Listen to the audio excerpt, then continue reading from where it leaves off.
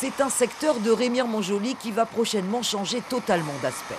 Une opération d'intérêt national doit être menée dans cette zone de 143 hectares. Y sont prévus des établissements scolaires, des équipements publics, de nouvelles routes et des logements sociaux. L'établissement public foncier et d'aménagement de la Guyane pilote l'opération et doit acquérir toutes ces terres, une réserve foncière qui implique le rachat des parcelles concernées par cette OIN. Il pourra arriver dans le futur, puis c'est que si jamais il n'y a pas d'accord possible avec un propriétaire, ou alors avec des propriétaires qu'on ne retrouve pas, et ça c'est quelque chose qui arrive assez fréquemment ici, quand il y a des grandes indivisions non réglées, qu'il y ait une procédure d'expropriation donc d'intérêt général, pour pouvoir réaliser ce projet d'intérêt général. Et dans ce cas-là, le terrain est payé donc bien sûr au prix juste qui est estimé par le service des domaines. Ce garage se situe en plein cœur de ce projet d'urbanisme. L'établissement de Karl Ruvet est installé dans ce secteur, sur les terres dont il a hérité de ses parents.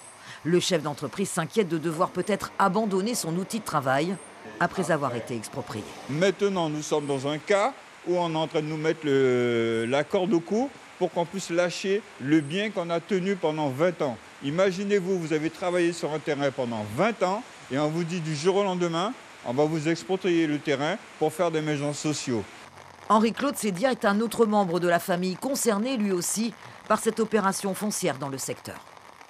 On a reçu un courrier nous disant qu'on allait nous exproprier et qu'au cas où nous ne serions pas expropriés, ils se mettent en tant que...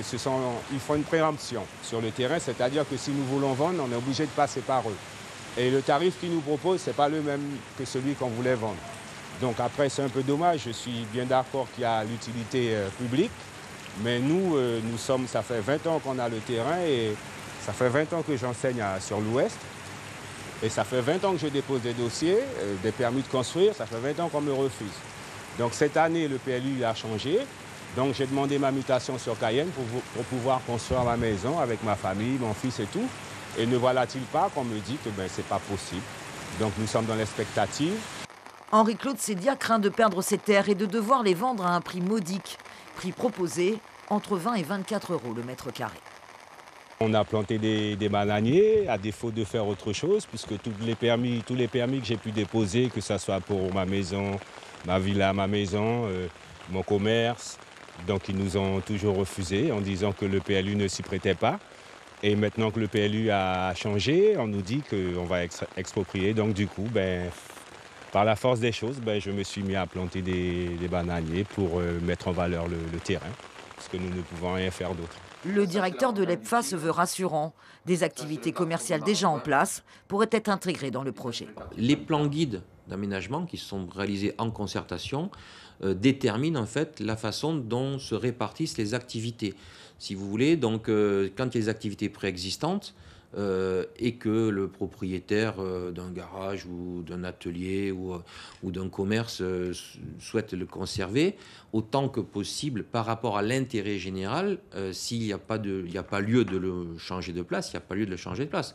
Et on peut voir comment ça s'insère par rapport au voisinage, par rapport aux activités qu'on peut avoir à côté.